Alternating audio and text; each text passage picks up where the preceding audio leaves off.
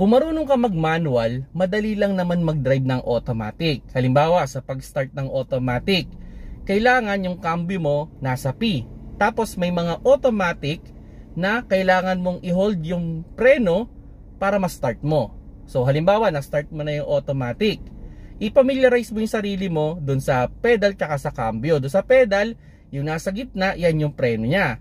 Tapos yung nasa kanan naman, yan yung gas. Sa cambio naman, meron dyan letter P, letter R, letter N, and letter D. Okay, so yung P, ginagamit yan kung sakali man na ikaw ay magpapatay ng makina o magpapastart ng makina. Kailangan nasa P yan. Tapos yung R, yan yung reverse. Yung N, kung gusto mo i-freewheel yung gulong mo. Tapos yung D, yan naman yung para makaabante ka. Okay, yan yung pang-abante.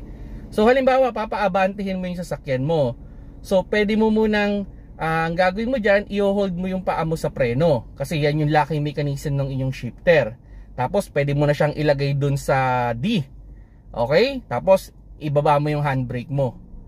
Yan. Then pag nababa mo na yung handbrake mo, dahan-dahan mo nang tanggalin yung paa mo sa brake pedal. Tapos aabante na yan. Tapos kung gusto mong pabilisin, kailangan mong apakan yung gas. Tapos kung kailangan huminto, i-hold mo lang talaga yung paa mo dun sa preno. Wala ka nang ibang kailangan gawin.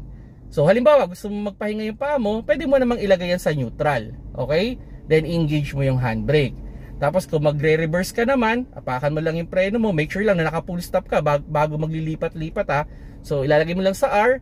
Then pag nalagay mo na sa R yan, yun, dahan-dahan mo rin tanggalin yung paa mo sa preno, aatras naman yan. Tapos pag kailangan mong patayin, okay, so full stop, lagay mo dun sa P. Engage mo yung handbrake, then yun na, pwede mo nang patayin yung makina. So ganun lang kadali mag-drive ng isang automatic.